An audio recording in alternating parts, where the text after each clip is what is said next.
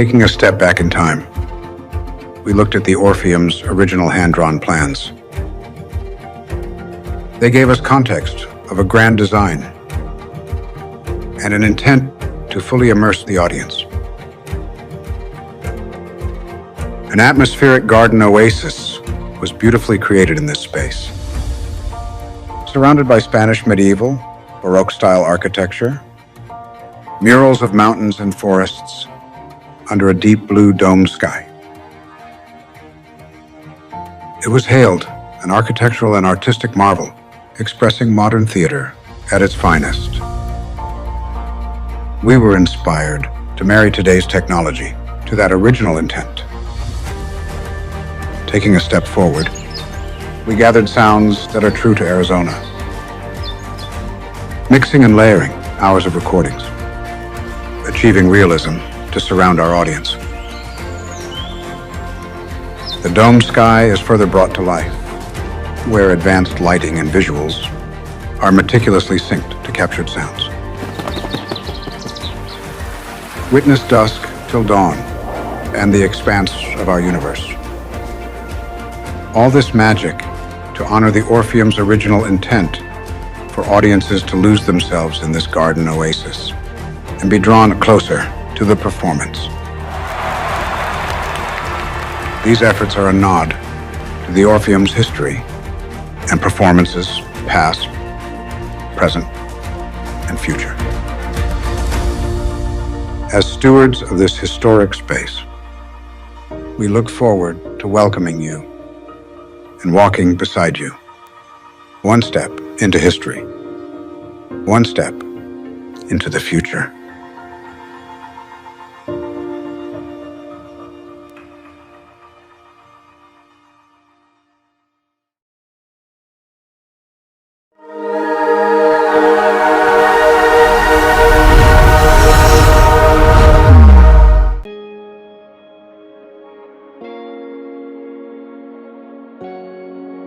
My name is Destiny Sire. I'm a management assistant in the Director's Office of the Human Services Department. The City of Phoenix Management Fellowship Program is a year-long program that allows folks with any graduate degree to come in, and it's like an introductory program for folks looking to get into local government. Throughout the time, you have 3 different rotations. And you have interdepartmental projects as well that you assist in, as well as assisting in council projects. It really just gives you a feel of what it's like to work in the public sector for those with limited experience before, and to develop your leadership skills. You know, my background is largely in social work, so I have my master's in social work and I have my master's in public administration. And so I really wanted to get into macro level work, and it really allowed me to utilize both my social work skills and my public administration skills, like, to a T, especially within this position and everything I was working on during my management fellowship. It was very enjoyable, and I am so grateful for it. Since it's been around for 75 years, you find prior fellows that have been here 25 years plus that started in the fellowship program and are wanting to support you and hear you out and help you. Last year, the City of Phoenix and Mayor Kate Gallego, it was really important for them to focus on mental health, and so us as a department had a community resource fair at our Travis L. Williams Family Service Center, and we brought together over 20 agencies from around the community. We had over 200 people come to the resource fair to get resources. We were able to really cover it all and had a really good turnout for the first time ever. So it was very, very neat. That was probably one of my favorite projects.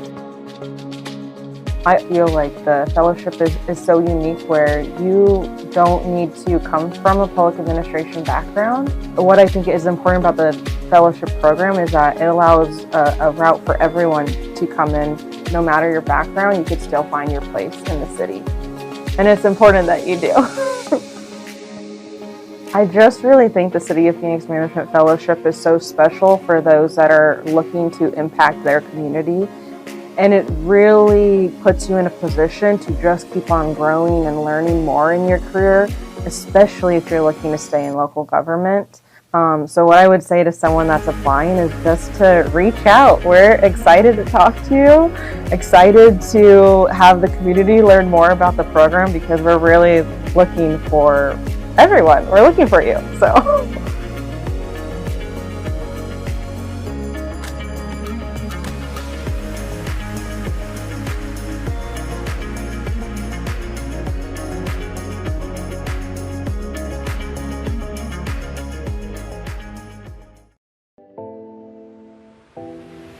The City of Phoenix Partner with the Principal program pairs local leaders with school principals to spark ideas, build relationships, and create real impact for students across the city.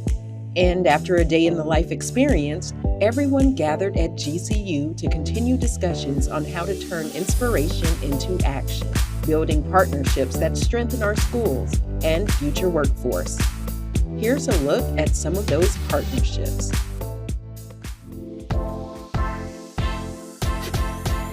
Last year was my first year of doing the Partner with the Principal program through the City of Phoenix, and it led to a wonderful partnership with At the Outlet, who ended up coming to work with us and our students every Friday for At Our Family Choice Friday. This was our first time being part of this program. We got to come and take a tour. Principal Schneckloff told us some of the things that she was looking for, and it seemed like we were a good match and a good fit, and we got right to work. Students had wonderful opportunities through the arts, whether it was pom, dance, vocal, drumline, but they build in a lot of life and social skills within their musical and arts instruction that the students really benefited from and just absolutely loved the experience. They teach us dances, they help us if we don't know, if we forget, they help us until we actually know it. I think it's a good practice because I want to be like a singer and a dancer, and all the coaches were supportive,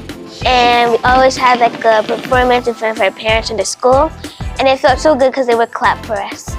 Once they start seeing that they're good at something, they start excelling at other areas as well, because it helps boost their confidence. They weren't just working on the skills of the arts, they were also bringing in that social and character development throughout their instruction, and I think that's where those relationships truly get built. We get to actually practice what we preach, right? And then it's a win-win because we actually saw the difference it made for the students. It led to other opportunities. We were able to do a halftime show for the Rattlers, and some of these students got to do that. I may not have known about At the Outlet, which is a nonprofit literally just right down the street, if I hadn't applied for Partner with a Principal. So it really brings our eyes open to people right in the community, right in our neighborhood that want to support us, and just as the school, we want to support them. I would encourage other businesses to get involved with the Partner with a Principal program, so that you can see firsthand what's going on in our public school settings and be part of the difference that the students need.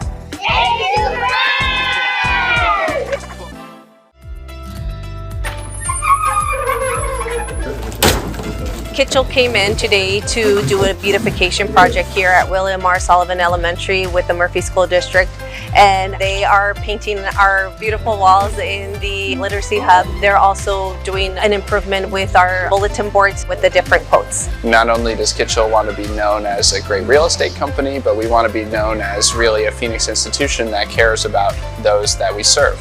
They brought in the resources and everything that we needed, and it was done within a few hours. We really made quick work of our tasks that were ahead of us. We think the classroom looks great. We like the bulletin boards and everything. So yeah, overall, we're just really excited with how it turned out. I know that our students are going to love it. I could already imagine their little faces when they come in. The more resources that we have, the more resources that we're able to provide to our students to help them improve with their literacy, with their academics, so then our students can get that additional support from our partnerships that we have.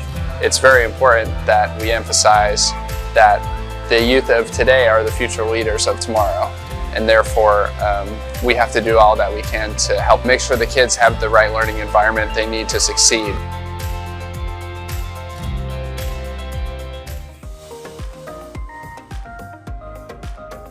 This was a great opportunity to partner with the principal, and it has been wonderful.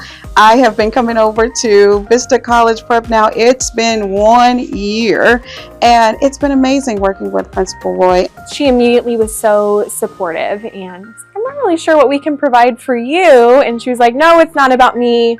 What can we do for your school, for your team? I know that some other corporations, they have like a lot of funding and that's available to create all these programs. And I was like, oh my gosh, I would love to do that kind of stuff, but I don't have that. So in talking to Principal Roy, I did say, so what do you guys need? Like, what can we do that's, I guess, inside of my realm? I said our teachers are hungry all the time. We love snacks. I said, snacks? Are you really? She goes, yes. The teachers love snacks because they work long days, hard days, and they're not always able to just go break away and have a meal, especially if they're here, late in the evening. And I said, well, wait a minute now.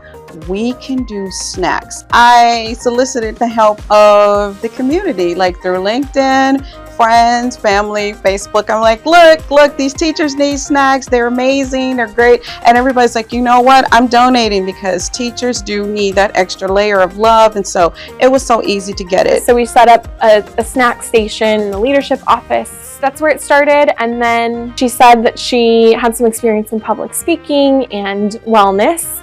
And I said the other thing that I really think my staff would appreciate is just some self-care tips. We practice many different skills, and we danced and we journaled and we had some breathing exercises. We gave techniques on how to take care of yourselves because we know the teachers are always taking care of the littles, and sometimes it's easy not to just, embrace themselves and say, this is what I need. And then she reached out again, hey, what do you still need? I said, well, microwaves? Microwaves. She goes, yeah, ours are old and they don't have the numbers. We don't know how long the food has been there. The teacher's like, can we get ones that have like the plate that spins? And I said, you know what? We've got that. We went out and we bought a couple microwaves. I'm so excited that they love the microwaves. That's just proof that sometimes it's just the small things that make a really, really big impact. We've just been really blessed to have LaShonda, and not just her, but again, the community behind her sorority sisters. That means the world to us. I would just encourage everyone, if you're interested, to participate in this program. It is so important to pour into our young people at a very early age. But with that, we can't pour into them without pouring into the teachers.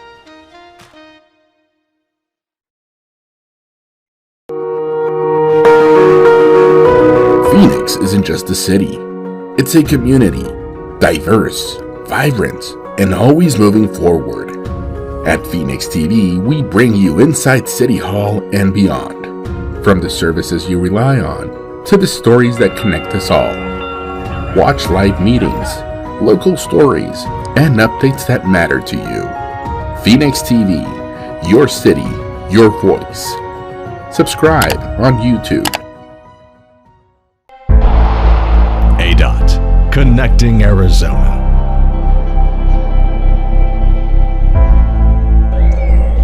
From the snow-capped mountains of northern Arizona to the arid desert and lush farmland of the central and southern regions of our state, Arizona's natural beauty is diverse and breathtaking. Residents and tourists alike certainly enjoy our scenic state. Unfortunately, sometimes a closer look reveals litter. I found a lot of socks.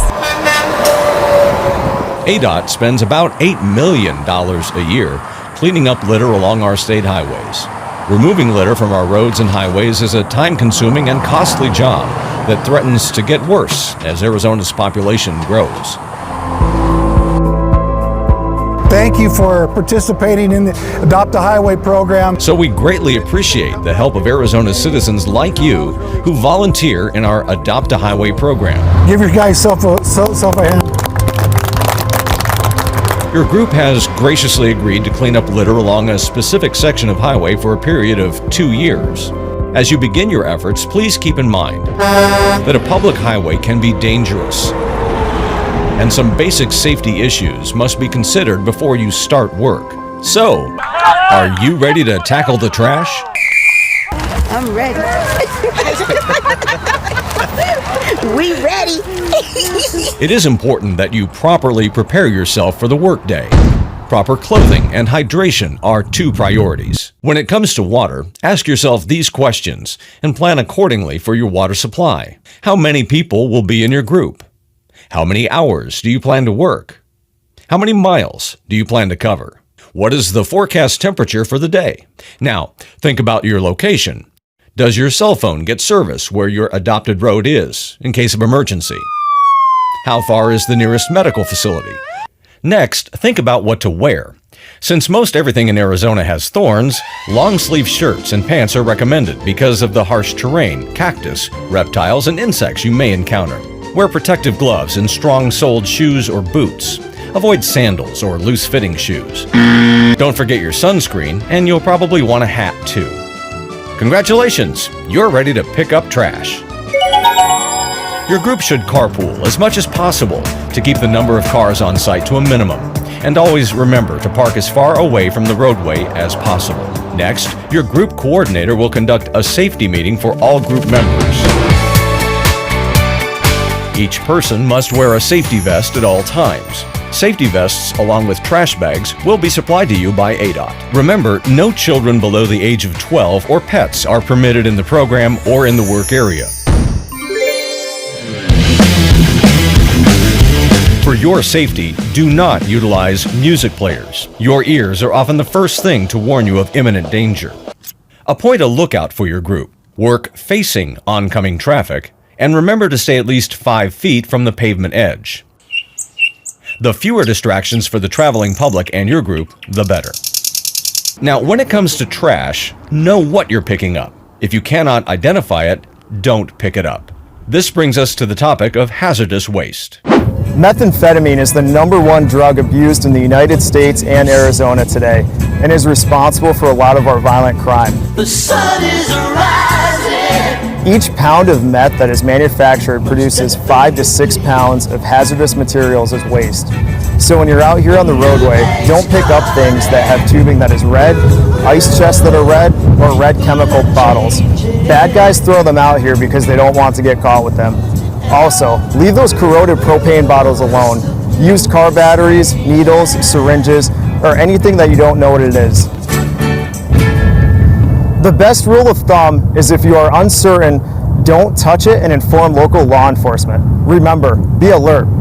Also, do not enter pipes or culverts. The danger is too high, so let the pros deal with that. You should pick up small items made of paper, cardboard, plastic, styrofoam, wood, or rubber. Glass items and small empty containers are okay if they do not have sharp edges. Tie your bags securely shut and place the filled bags at least 6 feet from the pavement edge. Do not overfill or overstuff the bags. ADOT workers must lift these bags into their trucks. Place large or heavier items like tire debris or any items that would tear a bag near the filled bags.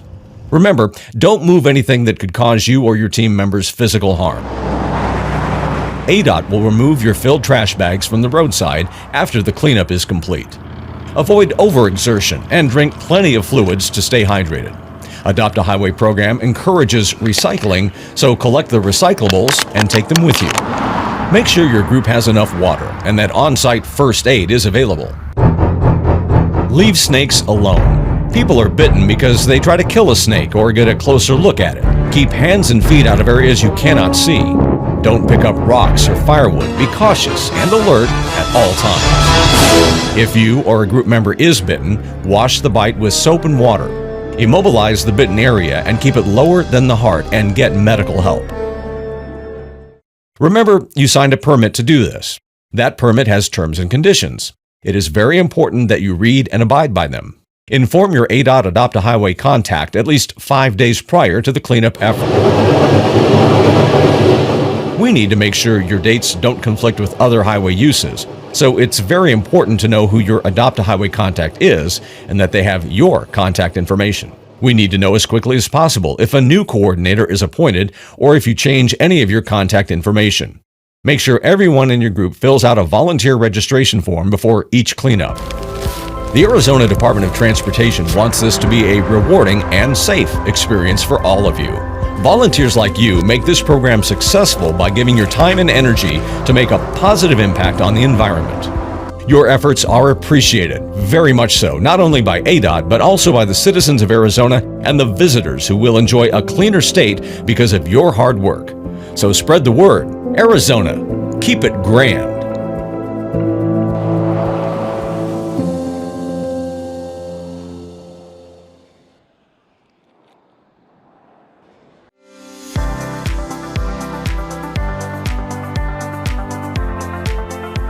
My name is Brian Song. I'm a management assistant too at the Planning and Development Department at the City of Phoenix. The Management Fellowship Program is a year-long program for people that have interest in being in local government or City of Phoenix for that matter, to get to really experience what and how the City of Phoenix works.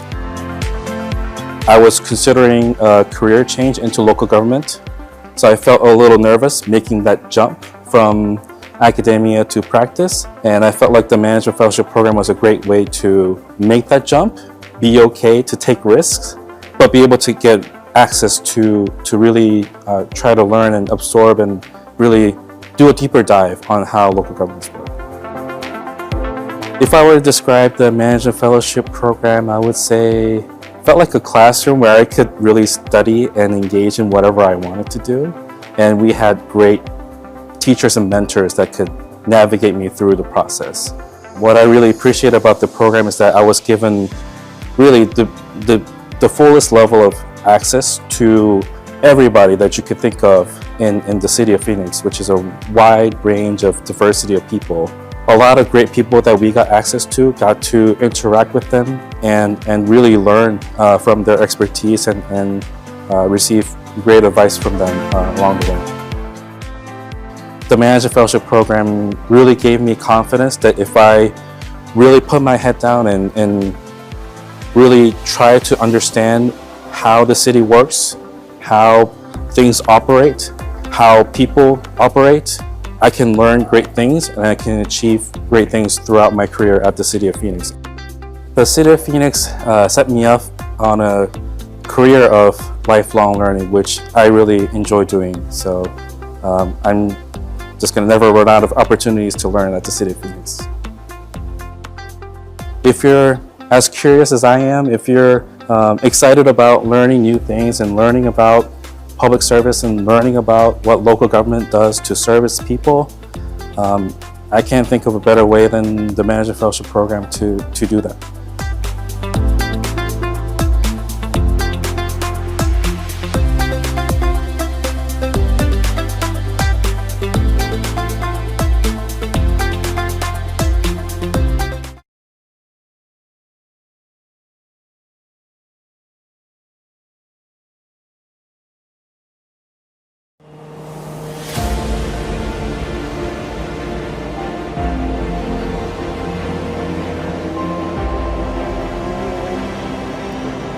What a wonderful day it is to be here as we welcome China Airlines with the first ever nonstop service from Taipei to Phoenix, Arizona. What a great day it is.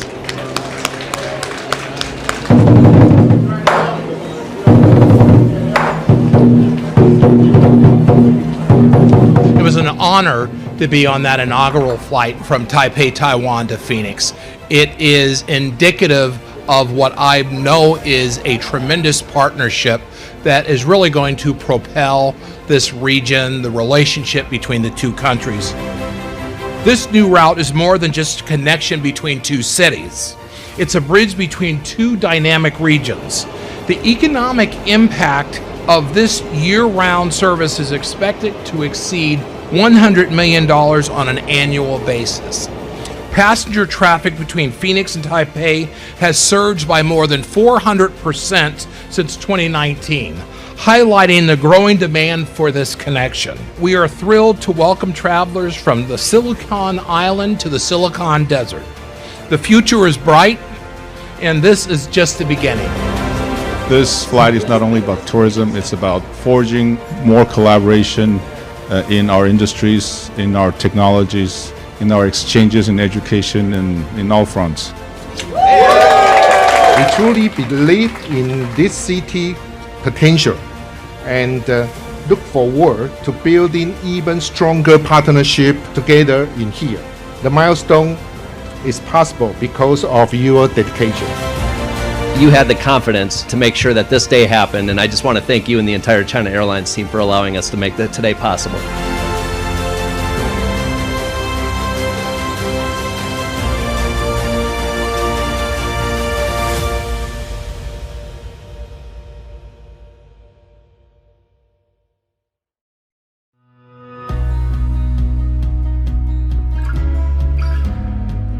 My name is Destiny Dominguez. I'm an administrative assistant too in the Public Works Solid Waste Division.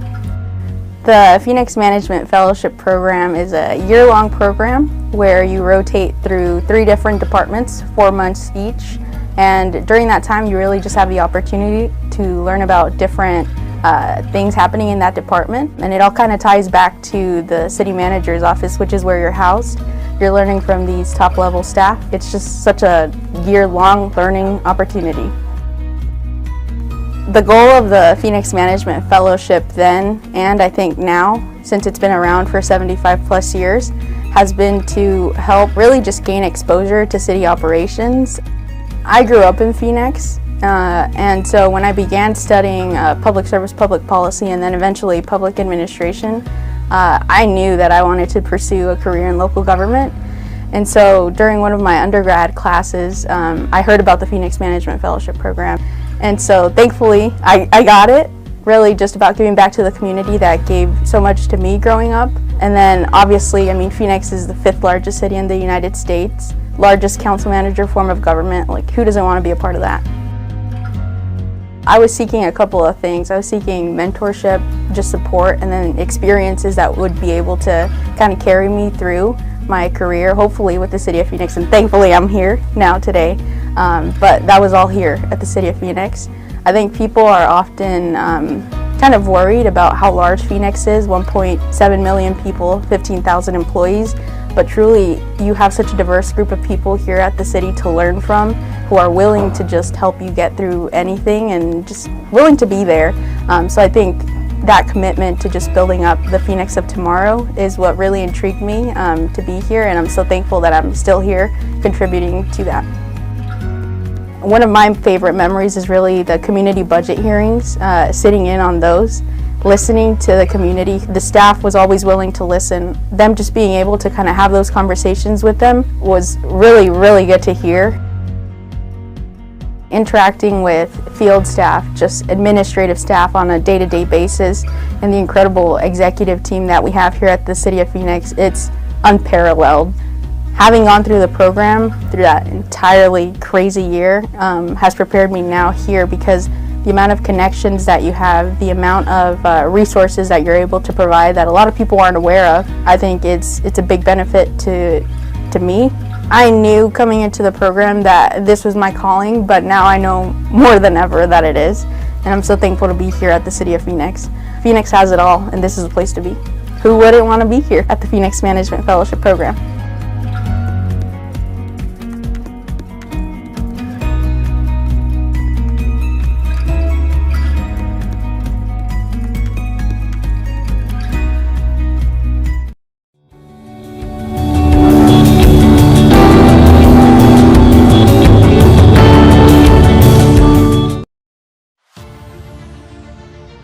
Semiconductor industry is becoming the future of the world. We're establishing something new in the country, something new that will generate the pipeline of future talent for TSMC. Who doesn't want to be part of probably the biggest company that's coming? And plus, I really needed a career, and thankfully I've found my career here. Truly been a privilege to establish this apprenticeship program here at TSMC. We started with 8 apprentices. The apprenticeship program overall is between 18 and 24 months. The apprenticeship is structured in 2 cycles. This is the completion of cycle 1. I'm a water apprentice. I'm really excited. I'm looking forward to the next step or second phase of the program. They have 4 departments here. We have electrical, water, mechanical, and gas and chems. And throughout the first phase of the program, We moved around to each department for approximately 4 months. They show us a lot of the basics that we need to know getting into an industry like this. We have on-the-job training, and we're also going to school. School is over at Westmec, so we get hands-on training over at school. And then here at TSMC as well, we're working with our mentors, with technicians.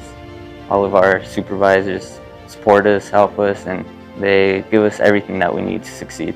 The staff here is one of my favorite things. They show you what it is to be in a team, and they really are welcoming and want to help you grow. We took individuals that had minimal industry experience, and they're becoming industry experts. They are getting to learn a lot of the systems. They get to learn and work on all of our equipment, and truly become part of our TSMC family. When I joined here in hopes of building my career, like being set. I can't really tell you where I would be if I didn't have this position. So I'm just thankful to be here, and I just want to keep going. We are receiving a journeyman's card through the City of Phoenix. They work with TSMC, and it's the first of its kind in the nation.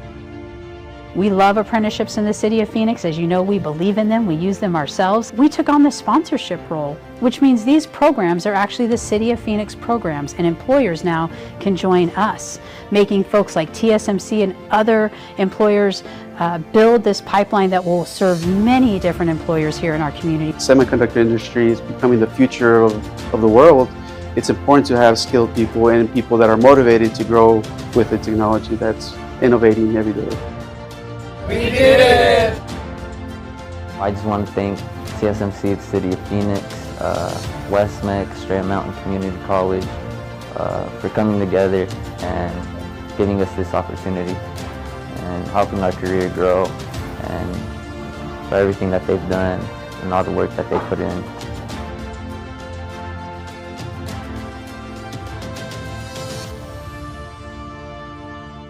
Up until 1889, the majority of the water that was used by Phoenicians came from the actual original canal that went through town. In 1889, a man named John Gardner started the first city waterworks, which is where we're standing today. Water was delivered to this very spot at Verde Park by a redwood tunnel that extended for 30 miles to the east and the northeast. Part of the city waterworks in 1938 was this pump house. It was built with the intention of being an emergency pump house. Water has always been an important element of thriving in the Valley of the Sun. This pump house represents one of the few remaining structures that show how that water was transported in the early 20th century. And it's a wonderful piece of architecture here in the southwest corner of the Garfield Historic District that we can all continue to enjoy here at Verde Park. Welcome to Phoenix in about a minute. Today we are here in front of Monroe School. Built in 1914, located at 215 North 7th Street in the intersection of Monroe Street. Designed by Norman F. Marsh, the building has a beautiful neoclassical style with its dramatic columns with a Corinthian order. The Monroe School served as an elementary school and high school from 1914 to 1972, and later as a Department of Defense recruiting center until 1988. By 1988, a small group of volunteers founded the Phoenix Family Museum with the support of the Phoenix legislature. In June 14, 2008, it was renamed Children's Museum of Phoenix. The same day it opened to the public. It was added to the National Register of Historical Places on August 26, 1977, and to the Phoenix Historical Property Register in May 1987, later adjusted in March 2004. Starlux was the first airline to announce international service between Asia and the city of Phoenix. Welcome to Phoenix. The friendliest island and the friendliest airport are now connected. Taipei could not be a more important partner to us and the country of Taiwan. We're incredibly grateful to you all, as you know, for your commitment to connecting our two great cities and our communities for a vibrant future. International flights contribute more than $3.4 billion to the local economy each year. And this flight is expected to generate over $170 million each year statewide. This is more than just a new route. It's also a meaningful milestone in the close partnership between Taiwan and the United States. Arizona has become one of Taiwan's key partners in the global semiconductor industry. And Phoenix is now a cherished second home for many Taiwanese families. Phoenix actually offers very strong potential in both business and tourism. It has emerged as a major hub for innovation. Starlux Airlines helps to further strengthen business and tourism ties between Phoenix and Taiwan. We look forward to welcoming you on board very soon. We have formed not just a partnership, but a friendship. And I think the people in Phoenix are going to see just what a wonderful, wonderful carrier Starlux is, and they're going to love flying the airline. This new service is a win. It's a win for travelers. It's a win for all the airlines here today. And it's a win for the communities that we serve. Starlux is a new airline with brand new planes and great friendly staff. So we look forward to filling your planes and to this deep partnership. It's time to start thinking about your next vacation, and Taiwan should be at the top of your list. So Starlux, welcome to Phoenix.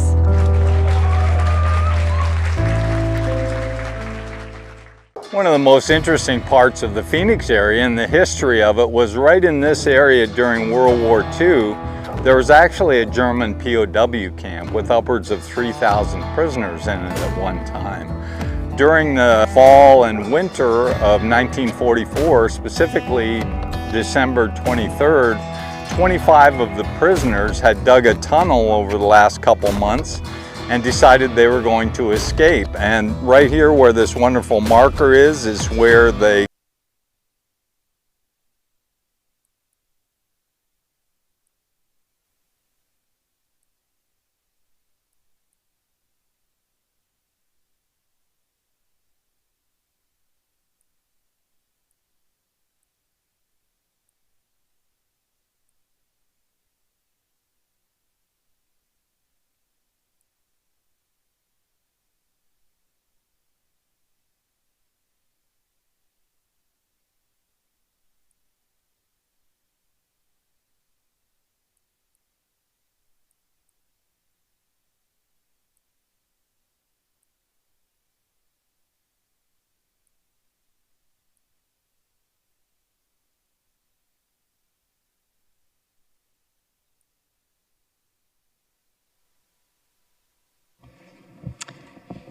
Thank you for joining us today. It is Wednesday, June 3rd, 2026. Before we convene in the formal meeting of the Phoenix City Council, we will have two community facility districts meeting.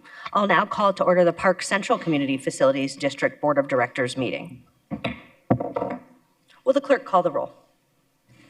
Board Member Conlon. Board Member Gervais. Here. Thank you. Board Member Gervais. Board Member Guardado. Here. Board Member Hernandez. Here. Board Member O'Brien. Here. Board Member Pastor. Here. Board Member Robinson. Here. Board Member Stark. Here. Board Member Waring. Here. Vice Chair Hodge-Washington. Here. Chairwoman Gallego. Here. Item 3 is the public hearing on the approval and adoption of the district budget for fiscal years 2026 through 27 and the 5-year financial plan. I will open the public hearing. We do not have anyone here for public comment, so I will close the public hearing. Item number 4 is Resolution PC 24. Board Member Conlon, do you have a motion? Yes, I'd like to make a motion with regard to the budget for Park Central, the Park Central CFD, P6724. Second. Any comments? Roll call. Conlon. Aye. Guardado. Do we need to announce the resolution number as well? Yes, and I think part of the motion should include approving resolution PC 24. Second. Thank you. Thank you. Excuse me. So Board Member, perhaps the easiest thing to do is, Board Member Conlon, will you confirm that your motion includes approval of Resolution PC 24? Yes, my motion includes approval of resolution PC 24. Wonderful. And why don't we begin the roll call again? Conlon, Aye. Guardado, Yes. Hernandez, Yes. O'Brien, Yes. Pastor, Aye. Robinson, Yes. Stark, Yes. Waring, Hodge Washington, Yes. Gallego. Yes. Passes 10-0. Now we will adjourn the Park Central Community Facilities District, and we will call to order the Verdun Community Facilities District. And thank you to Board Member Conlon for your service to our district. Will the clerk call the order for the Verdun Community Facilities District? Board Member Guardado, Here. Board Member Hernandez, Here. Board Member O'Brien, Here. Board Member Pastor, Here. Board Member Robinson, Here. Board Member Stark, Here. Board Member Waring, Vice Chair Hodge Washington, Here. Chairwoman Gallego. Here. Item 3 is the public hearing for the proposed district budget for fiscal year 26-27 for the district. We'll open the public hearing. We do not have any members of the public here to comment. I will close the public hearing. Item number 4 is Resolution V10. Motion to approve Resolution V10. Second. Roll call. Guardado, Yes. Hernandez, Yes. O'Brien, Yes. Pastor, Yes. Robinson, Yes. Stark, Yes. Waring, Hodge Washington, Yes. Gallego. Yes. Passes 9-0. Item 5 is the public hearing on the proposed tax levies for fiscal year 26-27. Open the public hearing. We do not have any members of the public here to comment, so we will close the public hearing. Item number 6 is Resolution V11. Motion to approve Resolution V11. Second. Roll call. Guardado, Yes. Hernandez, Yes. O'Brien, Yes. Pastor, Yes. Robinson, Yes. Stark, Yes. Waring, Hodge Washington, Yes. Gallego. Yes. Passes 9-0. Item 7 is the public hearing on the feasibility report. I will open the public hearing. We do not have any members of the public here to comment, so I will close the public hearing. Item number 8 is the motion to approve Resolution V12. Motion to approve Resolution V12. Second. Roll call. Guardado, Yes. Hernandez, Yes. O'Brien, Yes. Pastor, Yes. Robinson, Yes. Stark, Yes. Waring, Hodge Washington, Yes. Gallego. Yes. Passes 9-0. Wonderful. We will now adjourn the Community Facilities District. Thank you so much for joining us for that.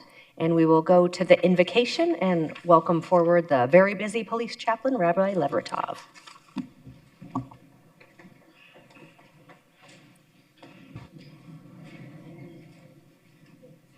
Almighty God, every Shabbat during the summer months, Jewish communities around the world study a chapter of Pirkei Avot, the ethics of our fathers. This coming Shabbat, we will read the teaching of Hillel the Elder. Do not judge your fellow until you come to his place. Almighty God, Hillel reminds us that we rarely see the whole picture. We see a person's words and decisions, but not always the experiences and burdens that shape them.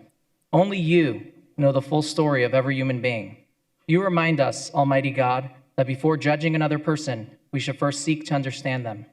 In a time when disagreement can quickly become division, teach us to listen before we condemn, to understand before we criticize, and to remember that those with whom we disagree are also your children created in your image. Almighty God, bless our mayor and the honorable members of the Phoenix City Council with knowledge, wisdom, and understanding. May they be guided by your hand in making decisions that serve the citizens of Phoenix well, now and in the future. May they continue to embody and encourage a spirit of mutual cooperation, respect, and peace among all who call Phoenix home. May they serve as positive role models for our beautiful community, seeking understanding even in disagreement, and treating one another and all residents with dignity and respect. Finally, bless our mayor and council members and our dedicated city employees whose daily efforts often go unseen. Bless their families who share in the burdens and sacrifices of public service. All who are gathered here today and all the residents of Phoenix with health, peace, and prosperity. May we be ever mindful of how fortunate we are to live in this beautiful city filled with good people, and served by dedicated public servants. And let us say, Amen. Thank you, Rabbi. Councilwoman Guardado, will you lead us in the Pledge of Allegiance?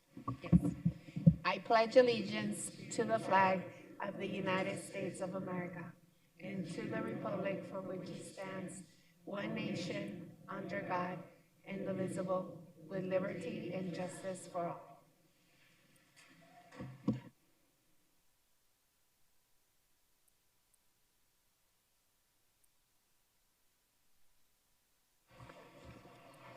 Thank you so much, Councilwoman Guardado and Rabbi.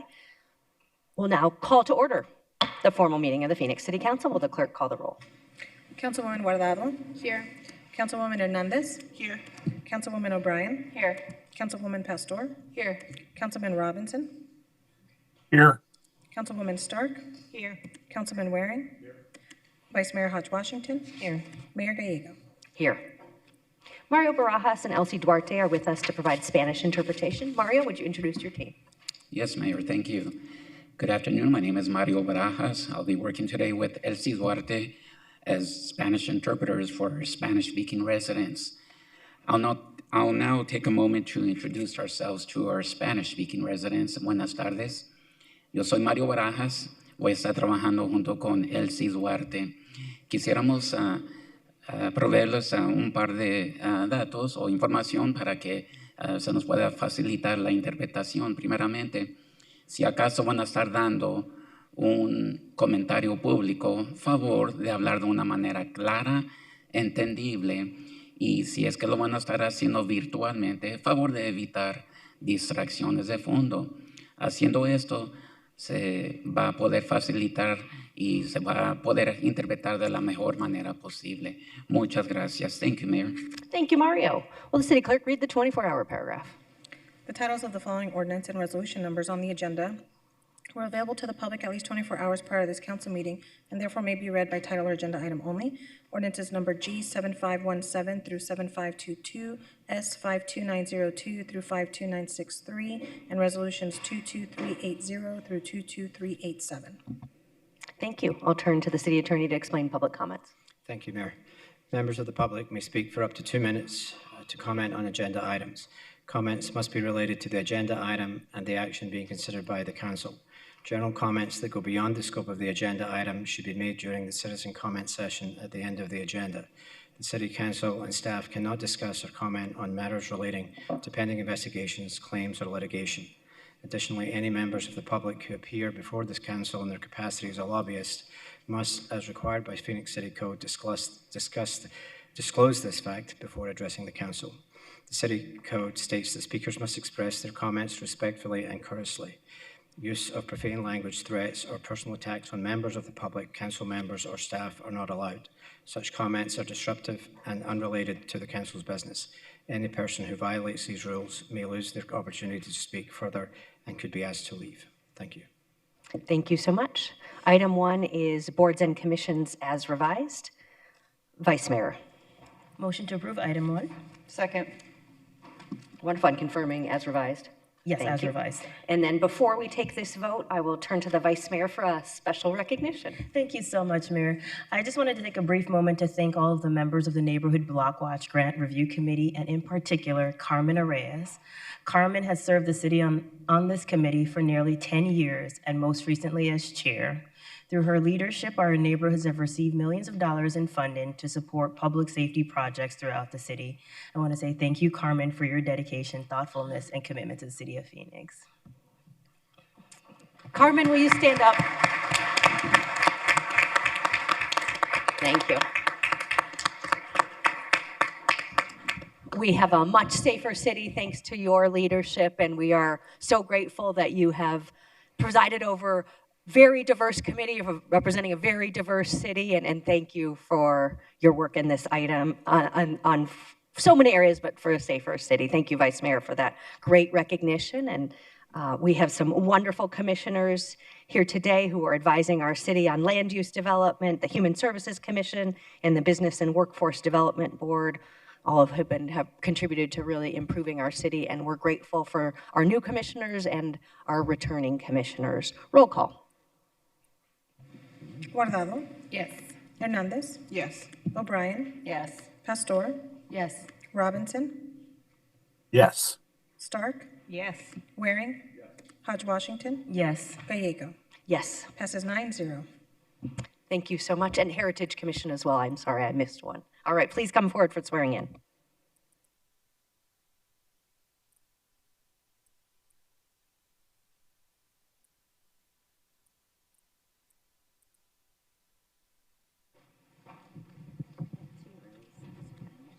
Congratulations on your unanimous. So we're going to make 2 rows here. Can the rest of you come forward? Can you come forward on this side, please? We're just going to make 2 rows here. Yes, 1, 2. Congratulations. Thank you. Congratulations. Congratulations on your unanimous approval. Please raise your right hand. I state your name. Do solemnly swear that I will support the Constitution of the United States and the Constitution and laws of the state of Arizona, that I will bear true faith and allegiance to the same and defend them against all enemies, foreign and domestic, and that I will faithfully and impartially discharge the duties of the office of. State your office. According to the best of my ability. So help me God. Congratulations and thank you for serving our city.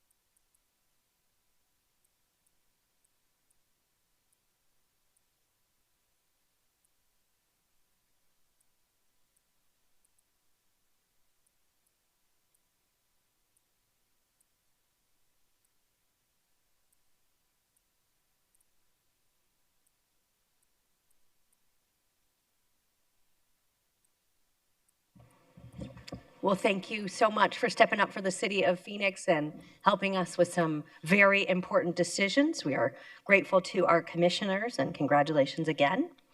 And the good news continues with the swearing in of the chief presiding judge. Before we swear in the chief presiding judge, we want to thank Judge Hernandez for serving as our interim chief presiding judge in a very important time for our court and one where we had a difficult loss that he helped us navigate. But today we celebrate the swearing in of Judge Wilbur Hudson as chief presiding judge for the nation's 5th largest city.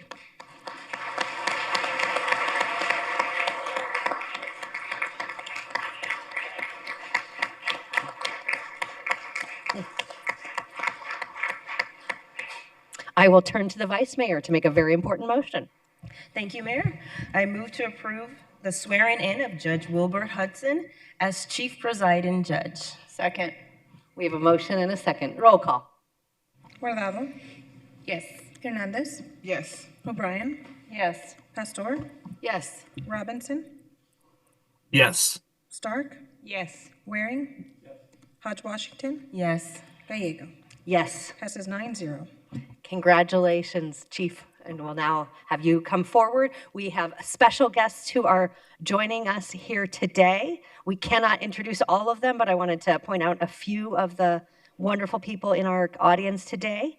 Judge Wilbur Hudson is accompanied by his wife, Olivia Hudson, 2 daughters, Naomi and Nicole, his father, Wilbur Hudson Jr., his sister, Kim Graham, and several other members of the community, and we will ask the Graham and Hudson families to come forward for today's very important swearing in.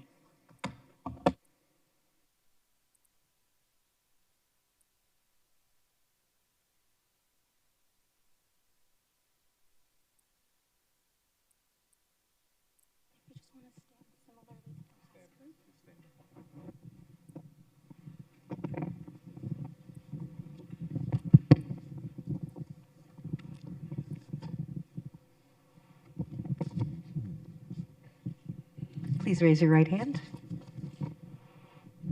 I, I, just state your name, Wilbur Hudson, do solemnly swear do solemnly swear that I will support the Constitution of the United States that I will support the Constitution of the United States and the Constitution and laws of the state of Arizona, and the Constitution and the laws of the state of Arizona, that I will bear true faith that I'll bear true faith and allegiance to the same, and allegiance to the same, and defend them against all enemies, and defend them against all enemies, foreign and domestic, and that I will faithfully and impartially that I'll faithfully and impartially discharge the duties of Chief Presiding Judge according to the best of my ability.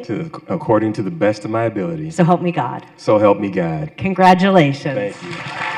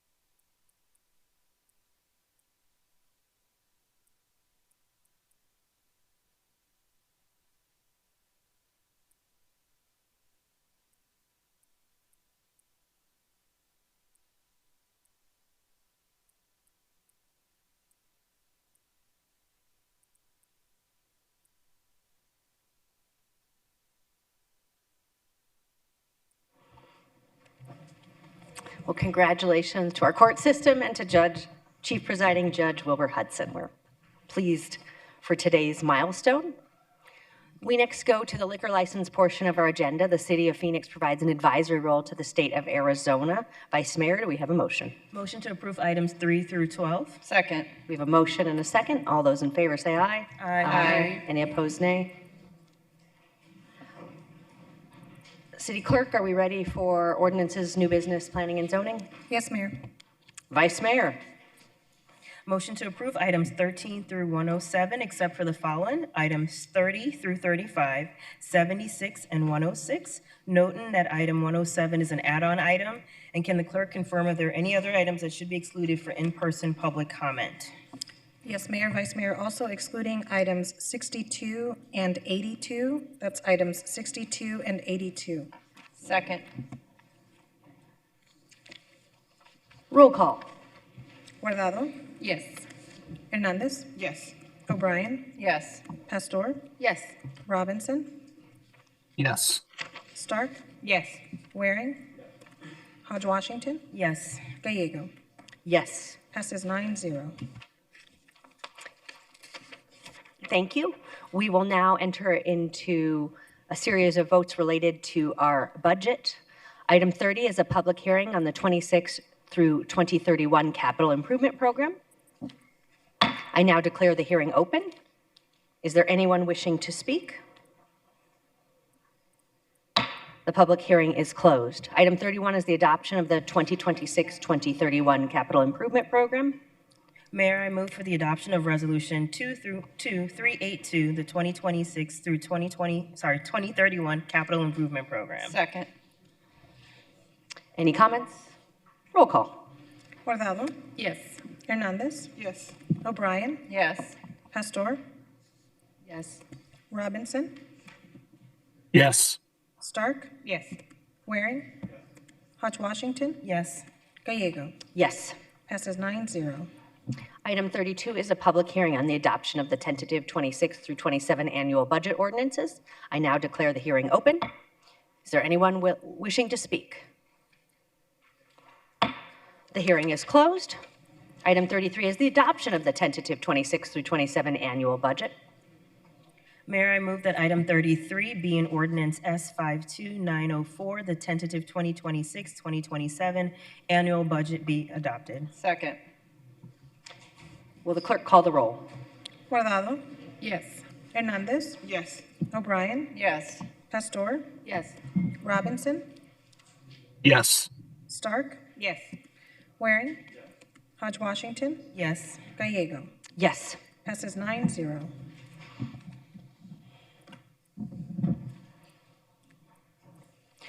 Item 34 is the adoption of the tentative 26-27 capital funds budget. Mayor, I move that item 34 be an ordinance S52949, the tentative 2026-2027 capital funds budget be adopted. Second. Roll call. Guardado, Yes. Hernandez, Yes. O'Brien, Yes. Pastor, Yes. Robinson, Yes. Stark, Yes. Waring, Hodge Washington, Yes. Gallego. Yes. Passes 9-0.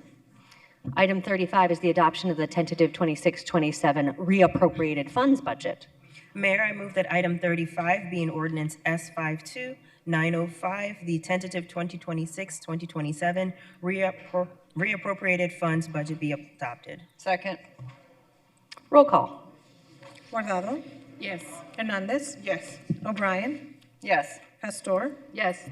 Robinson, Yes.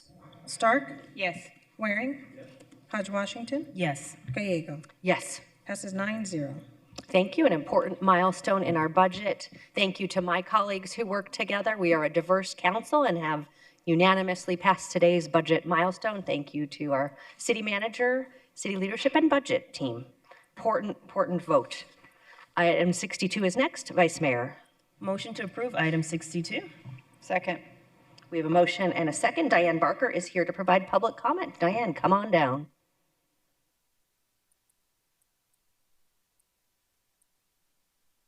Good afternoon, Mayor and City Council.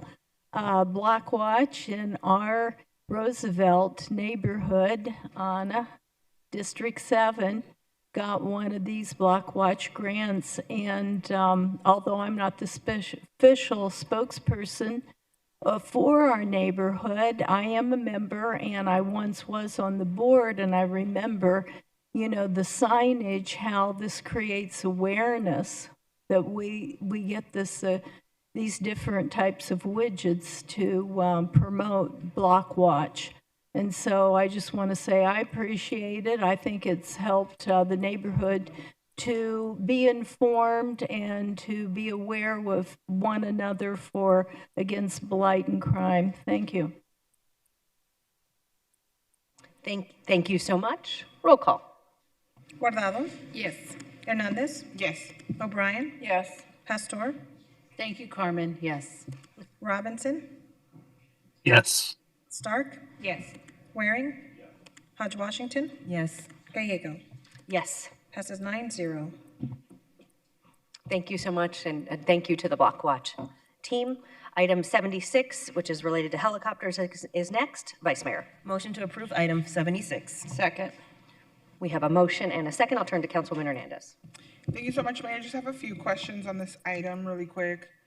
Thank you so much, Assistant Chief Lee, Commander, for coming up to the table.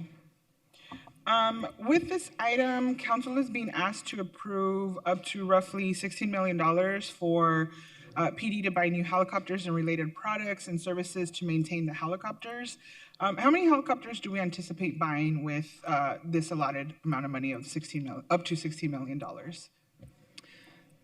Mayor, members of council, Councilwoman Hernandez, the intent behind this request would be for us to have the ability to purchase a new twin-engine helicopter under the Airbus frame instead of any of the previous ones that we had looked at. Okay, thank you. So, sorry, so there would be a new one so it wouldn't be used to replace an existing in our fleet? Mayor, members of council, Councilwoman Hernandez, the contract that we're requesting here is a government services agreement contract, and it is more inclusive. It allows us not only to purchase an aircraft, but we could purchase any Airbus airframe under this contract to include parts and services that require specialized training or equipment. Okay, thank you, Chief Lee. And then specifically, will this helicopter, can you share a little bit of what kind of operations it would support? Would it be PD operations, or is this one of the types that would support fire with mountain rescues? Mayor, members of council, Councilwoman Hernandez, the need that we currently have is for the new twin engine. The twin engine is the only engine in our fleet that is capable of doing mountain rescues. That is where we collaborate quite regularly with the fire department. Probably 85 to 90% of the times that we actually fire up that helicopter is in support of some sort of a fire event or a fire rescue from a trailhead. So that is the primary focus. It does have other capabilities for us to be able to insert or extract resources if we needed to during a tactical situation, but that is very far and few between. Okay, thank you so much for that. I just want to reference really quick an audit that was done by our city auditor department in 2014.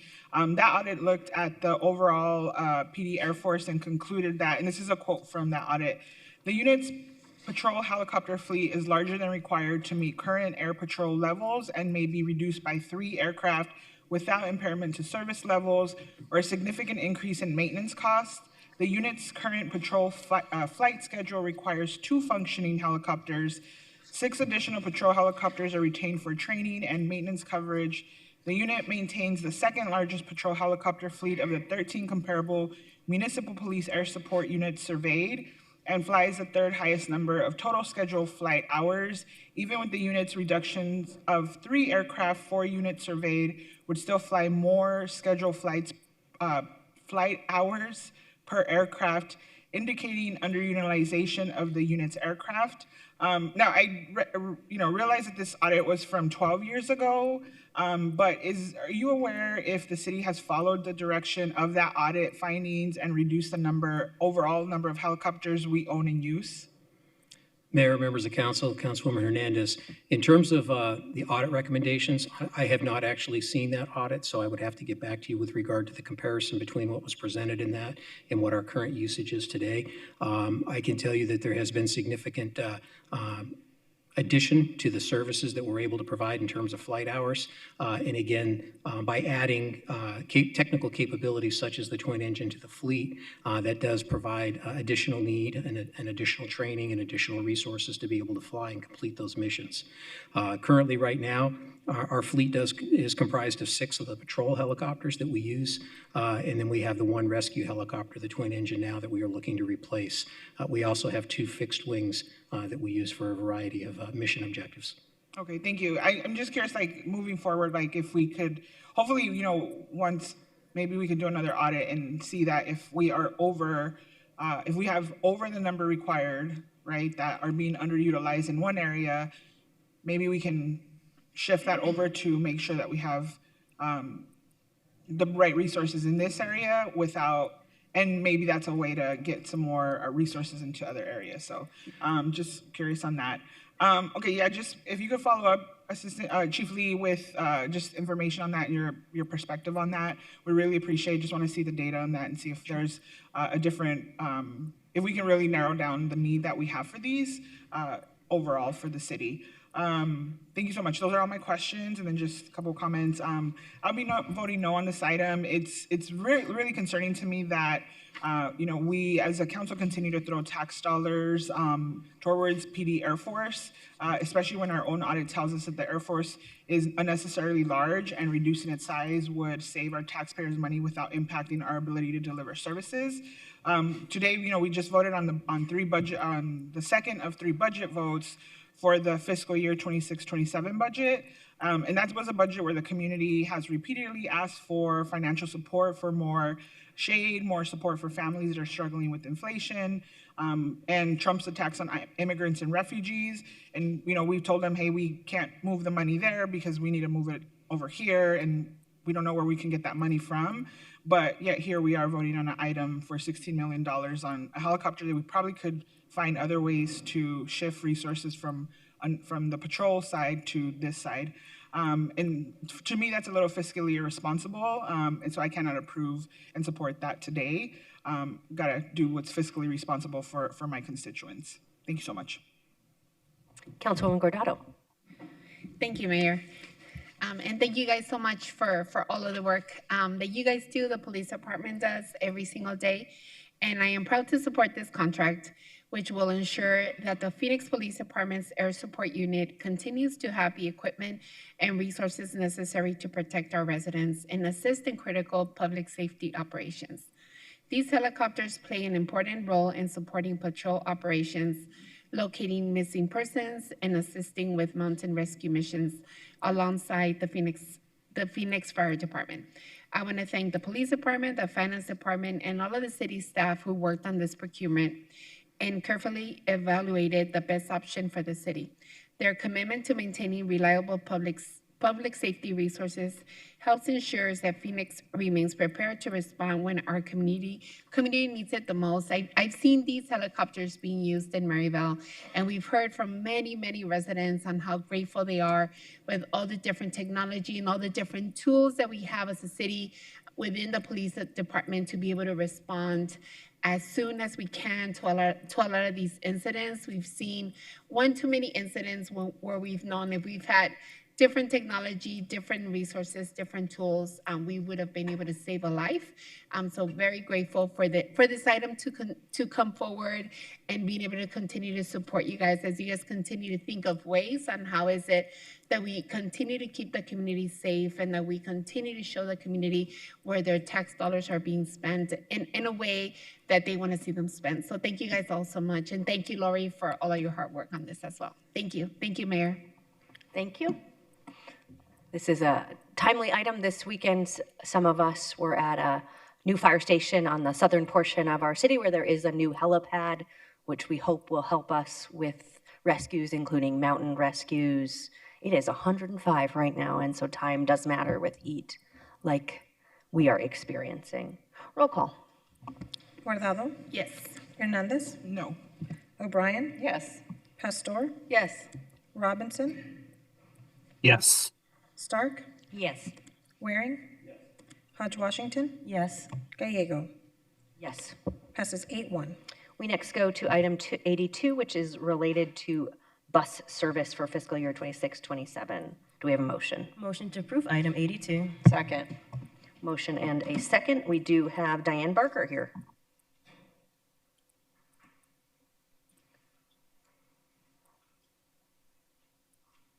Thank you again, Mayor, City Council. I am a transit user. I believe in multimodal transit and the freedom of choice. And some people think I don't drive. Well, I haven't been driving lately, but I did have a CDL and I drove a bus. So anyway, this is of interest. And the reason that I'm looking at this, we're paying for some extensions out of Mesa, I think about 8 of them. And we've been doing that through RPTA, which morphed into Valley Metro. And then you've added like 8 more. I think several of them are express buses, which I really do believe in express buses. It brings more in at the fare box. And it is a way to get faster, particularly during rush hour, than even in a car. So I'm just making this statement. I really think that the transit system needs to look at a good reform. We've got great buses. We use natural gas. We've got good drivers. But the system is all designed from back in the day where you came into the Capitol in downtown Phoenix during the morning and then you went out. And the thing about it is we want to get out of like the crashes and the rising price of gases. We need to move people efficiently. And I'm asking that you find some ways that we bring in private enterprise with their own buses and paying for their own gas, because they will bid some lines that they can make some money on, and one would be coming across, just one, coming, outside of rush hour periods across the valley and get people safely. Thank you.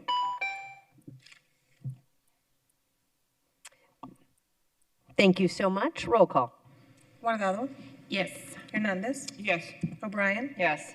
Pastor. Yes. Robinson. Yes. Stark. Yes. Waring.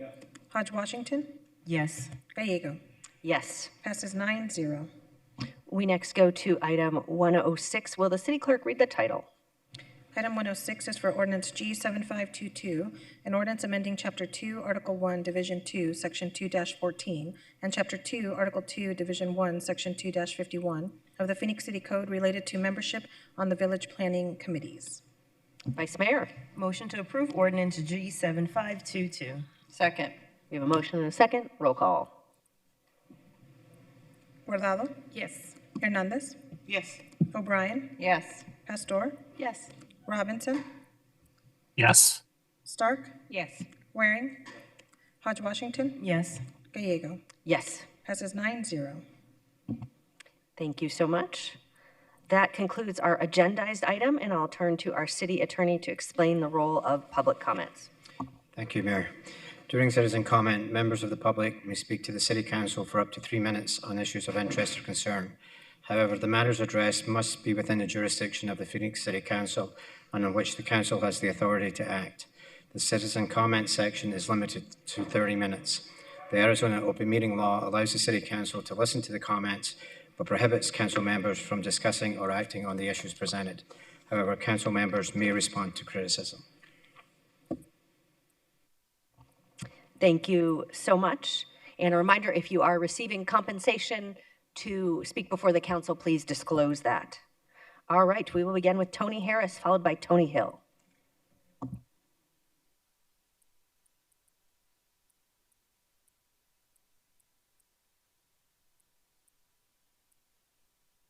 Tony Harris, could you signal if you are here? Okay. Could our team let us know? Okay.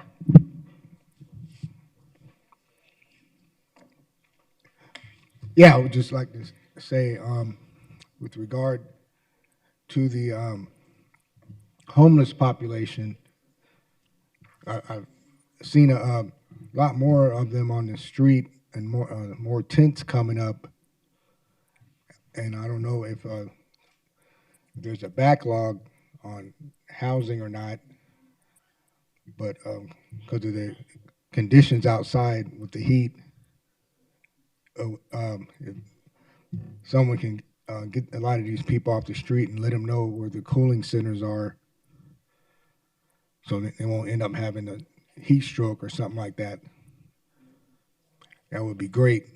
And plus, these cooling centers, I know the one downtown, it's you're not able to take a nap, and you have to sit in your chair when you're there, and it's very uncomfortable. So I don't know if they can change that for people that are exhausted. So thank you. Thank you. Tony Hill, followed by Brandon Hunter.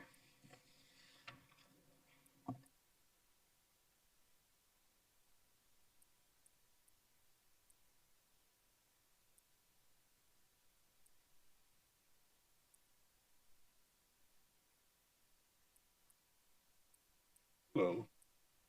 Yeah, let me see. Well, the cast, okay. Cast, I was staying there for a long time. And they told me to get a job. I got a job. They kicked me out and they said that I had to make $1,000 to come back to live there in their facility. So how is that right? I'm just saying, right? And thank you. Thank you. Brandon Hunter is next, followed by Jerry Van Gass. Brandon, could you signal? You were Brandon? Oh, wonderful. Okay. Thank you. Jerry, you are next, followed by Faith.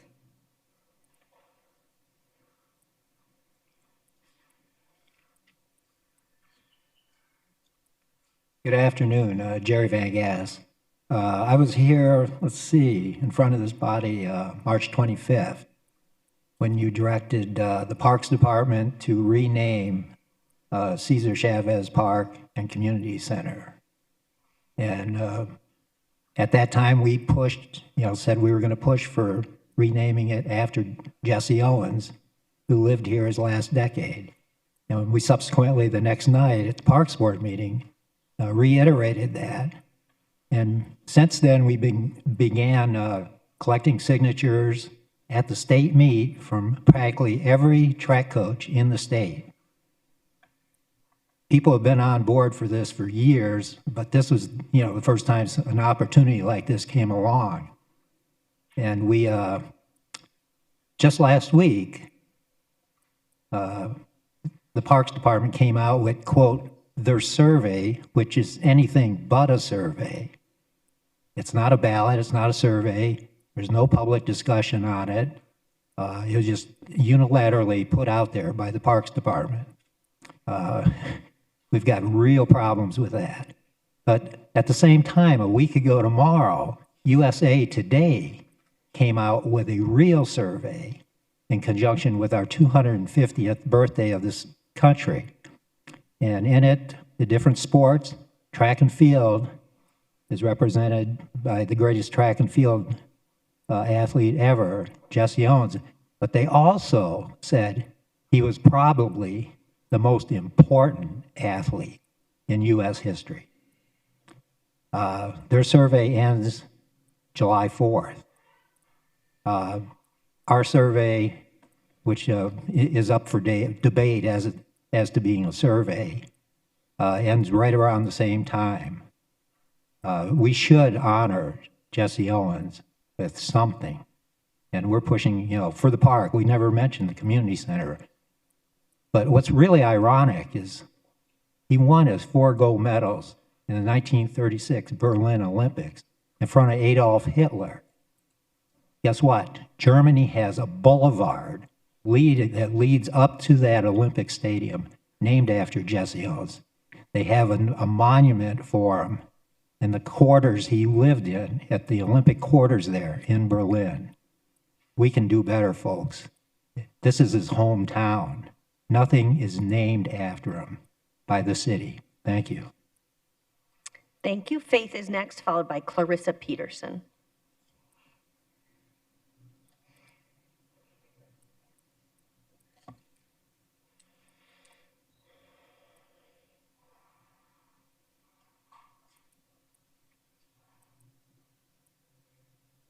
Thank you, Mayor, City Council. My name is Faith Kearns. I volunteer with Funds for Empowerment. What we're doing right now is literally nothing for the homeless. We need to correct a lot of our mistakes that we're making. Definitely the upkeep on Cass. That place is horrible and very degrading to even go in there. It needs to be updated. And also, if you could, please understand this. It's not just the homeless leaving things out in the parks. It's regular people too. And with that, I close. Thank you. Clarissa is next, followed by Elizabeth Venable.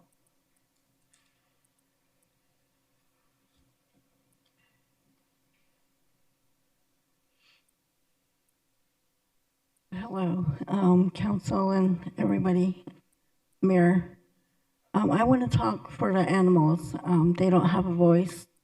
I stay at SOS, and their fence and where they have the dogs to go to the bathroom and stuff is not being cleaned well enough for them to go there, and they have to walk back inside the tents where their paws are dirty and they get sick and they lick their paws, and they don't know if it's dirty or not clean, and it should be clean well enough in the area, and that's what I want to talk about. Thank you. Thank you. Elizabeth is next, followed by Victor Sanchez.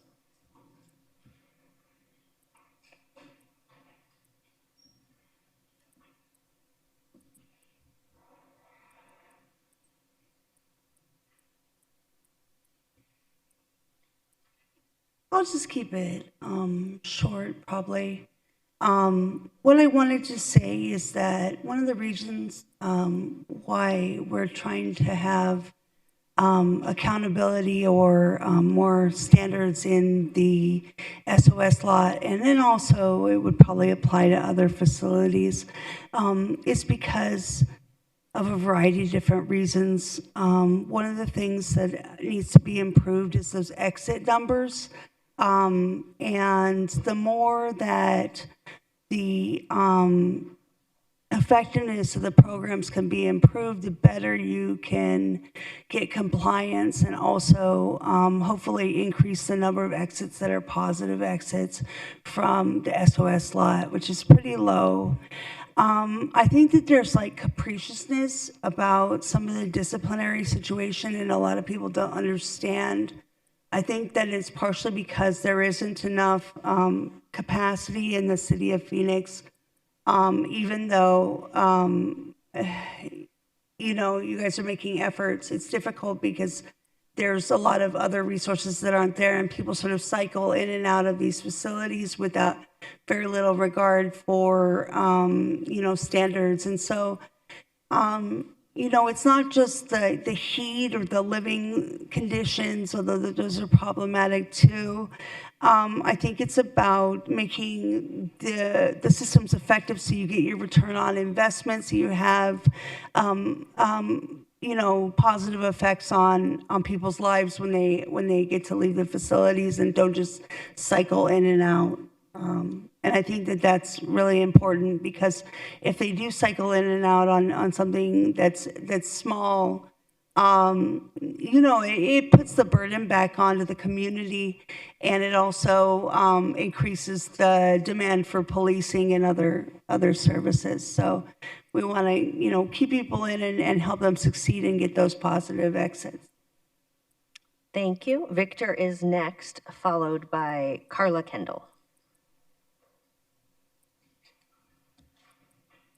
Good afternoon. My name is Victor Sanchez. I would just like to talk about having public restrooms.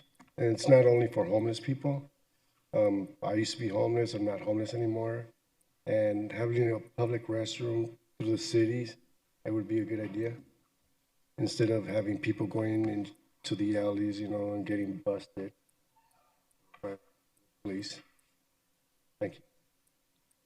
Thank you. Carla is next, followed by Randy Kelling.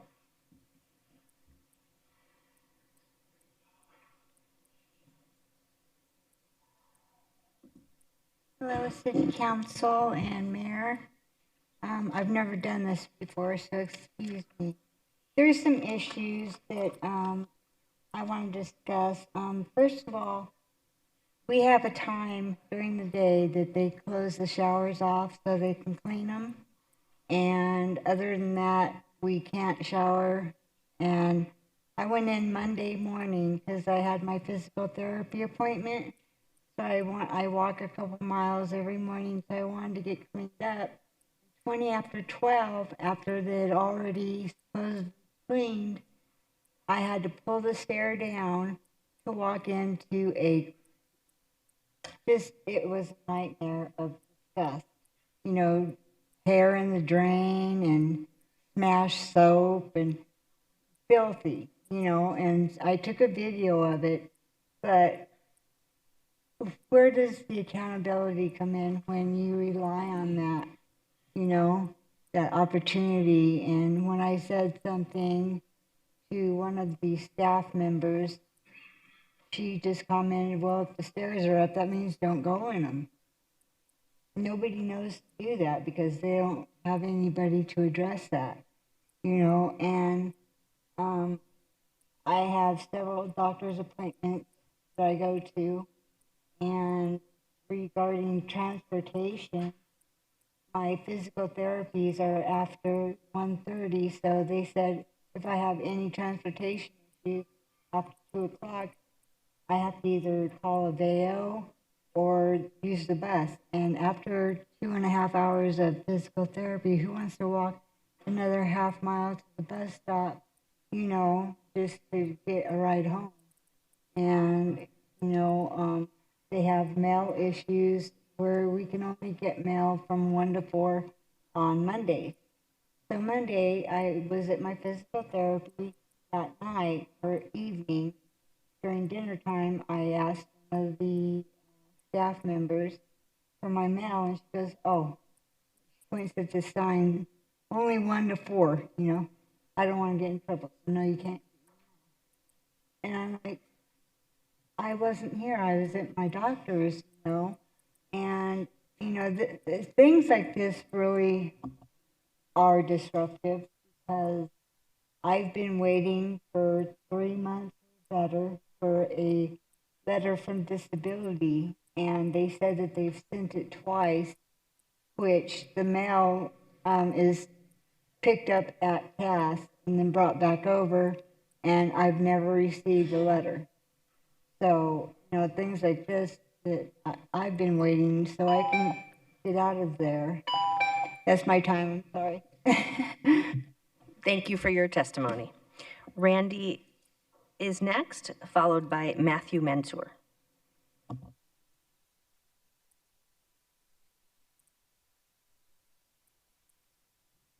Madam Mayor, Madam Vice Mayor, City Council, thank you for your time to hear me out here. My name is Randy Killing. I'm here to support for empowerment. Sorry about that. The issue as far as for accountability. Okay, I came up with an idea of helping these people out, not just for myself, but the people here over at the SOS camp.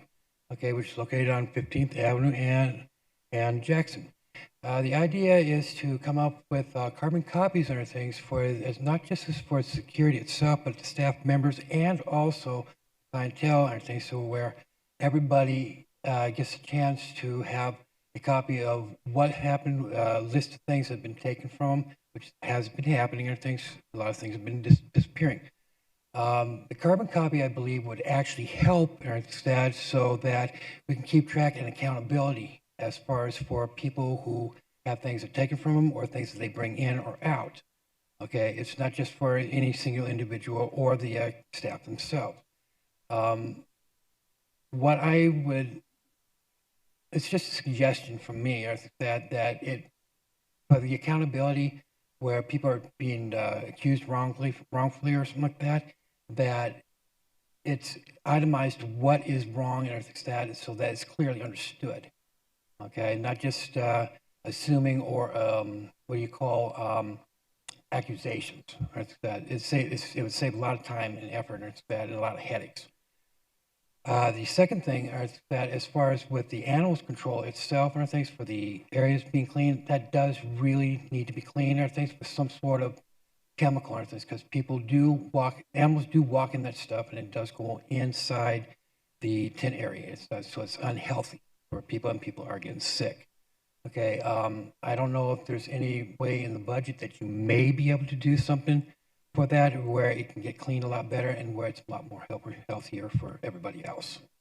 The last thing, I want to say thank you very much for getting the ADA trailers over to the SOS. Okay, it's greatly appreciated. Even though the construction has not started on anything, it's greatly appreciated and the people do know that it is on its way. We do still need porta potties and everything like that because there's a little over 250 people over there using the trailers that are over there, and they are getting backed up, so they can use a little bit of help with that part. Thank you very much, Madam Mayor, Madam Vice Mayor, and City Council for hearing me out. You have a wonderful day. Thank you. We'll go next to Matthew, and then we'll go to a virtual comment from Greg.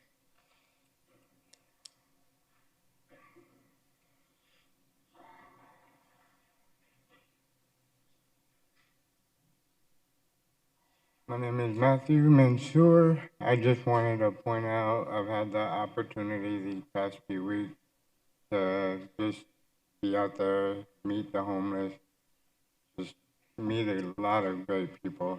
Just, we're all human beings. You say you believe in God. We're all created equally. We are all Him. And we are supposed to treat each other like brothers and sisters. You just eliminate names. Just go up to somebody, hey brother, how you doing? Just talk to them. Be a human being. And I just wanted to put that out there that we're all human. There's a lot of great people everywhere. Every form of business, cops. I've met a lot of great cops, firefighters. Just, we're all human beings. Let's treat each other like it. That's all I got to say. Thank you so much. We'll go to Greg and then back in person with Eric Richardson, if Eric could come forward. Hello, can you hear me? We can. All right, thank you. Good afternoon, Honorable Mayor and City Council members. My name is Greg Turner, and I'm a native of Phoenix. I am respectfully submitting this statement as a citizen petition pursuant to Chapter 4, Section 22 of the Phoenix City Charter.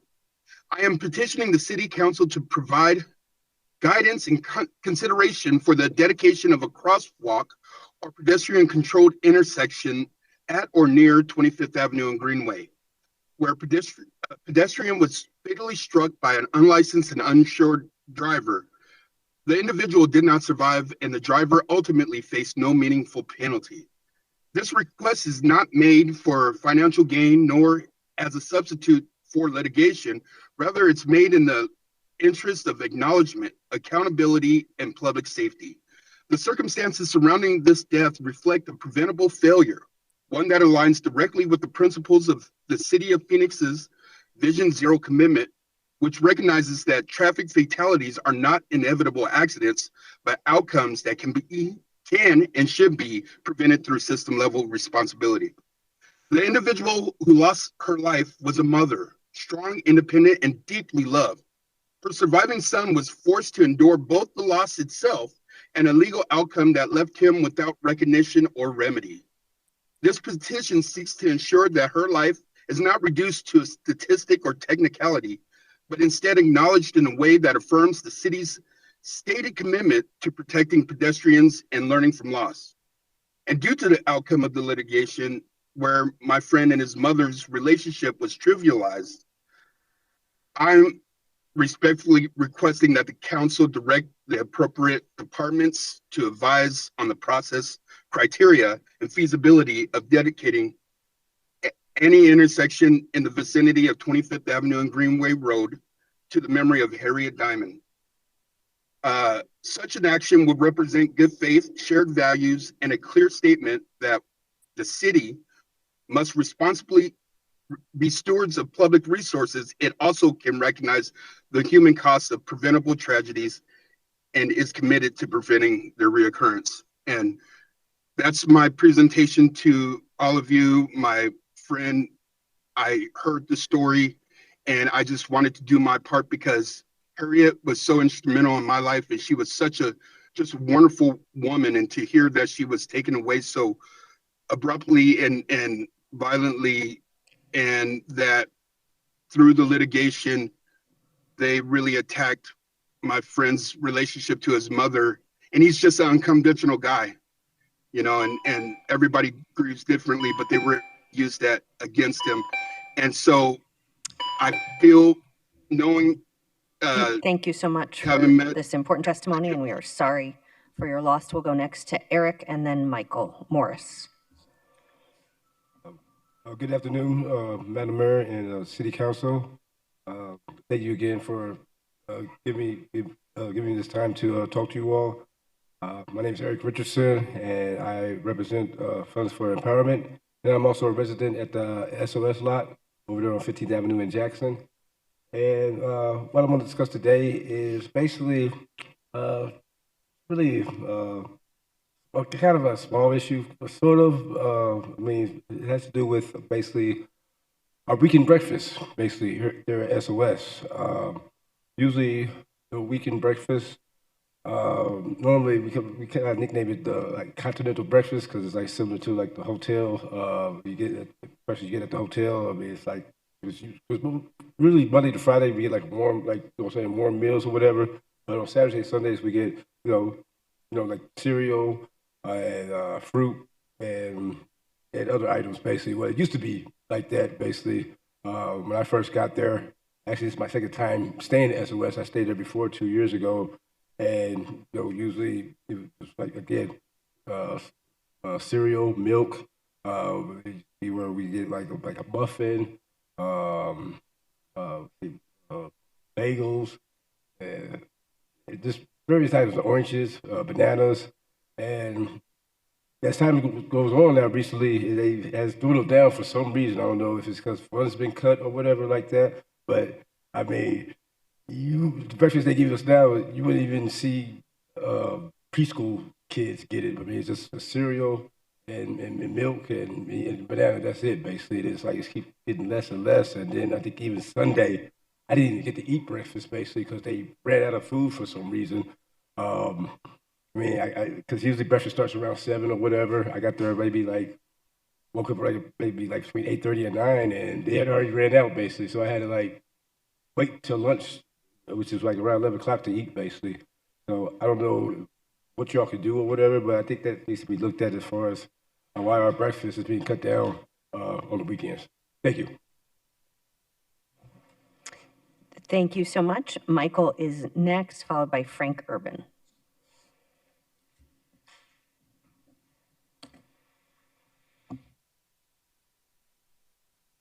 Michael Morris, if you are here. Is Michael here? All right, I do not see Michael. So Frank, you are next, and followed by Rhonda.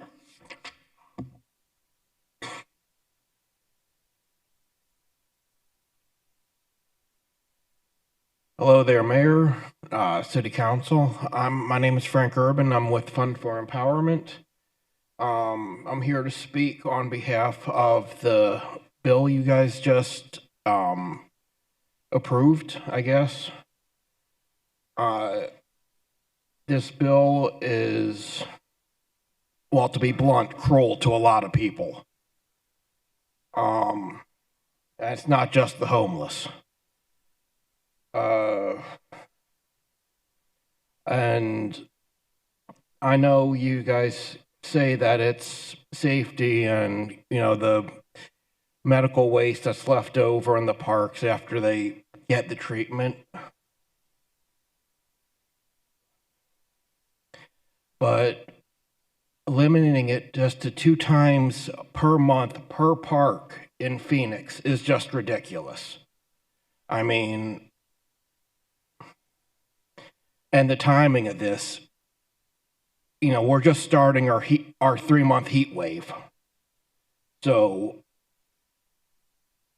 this is going to this bill is going to increase the amount of heat-related deaths in the city of Phoenix, no doubt.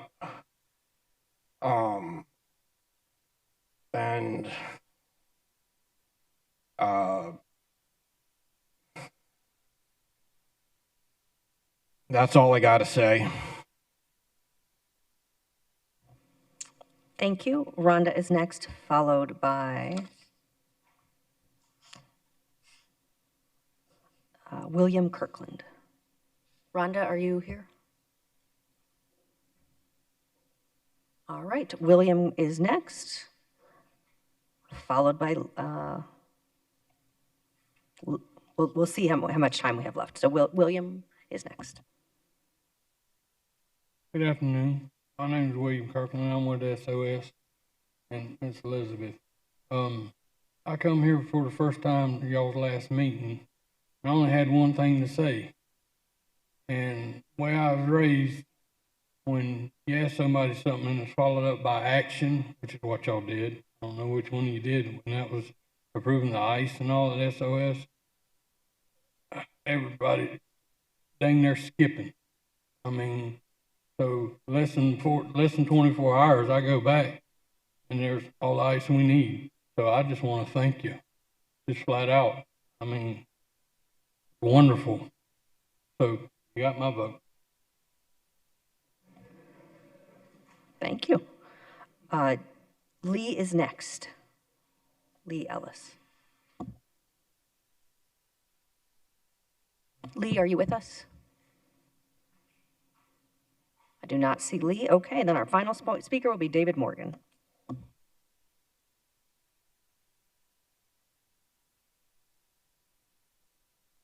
Hi, I'm David Morgan. I'm with Funds for Empowerment. Thank you all for hearing us on the ICE issue. That was huge. Professional accountability affects everything when it comes to living in a sheltered environment. What I'm referring to is, example, someone's waiting for CBI to give them a ride. They wake him up in the morning, they say, be ready. The person's ready, they leave him. Calls his case manager, is told he's on report for non-compliance. That's like getting an AO1 and citing a riot ticket in prison. It's the worst thing you can get. It can get you 86 permanently. This is not the client's fault. This is not the participant in the program's fault. It is CBI's fault.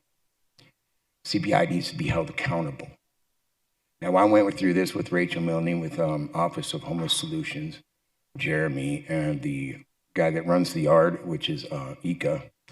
And we sat down and we tried to discuss this. But there's other issues. You can bring up Lionheart Security. You can bring up the cleaning solutions people that clean it, so supposedly clean our yard. And no one's held accountable. Keys to change, not held accountable. At what point did they become gods? They're minimum wage employees, bare minimum workers. Where I'm from, that's called a POS. It's not acceptable, it's fired, it's let go until somebody that is accountable, responsible. Please follow our counsel where you need to be respectful of all people. I wasn't trying to direct anything at anyone in particular. I wasn't bringing up names. The companies that exist that run the shelters are under contract with the city. The city can yank those contracts at any time. They need to be held accountable. Something needs to be done. That's all I'm saying.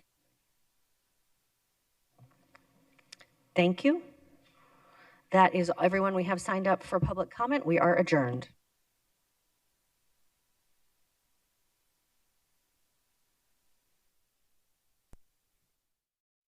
To show people from various levels of gardening skills how to grow in their own backyard in Arizona, and specifically in Phoenix. What we wanted to see was folks, one, eating more nutritious food, but having a healthier lifestyle.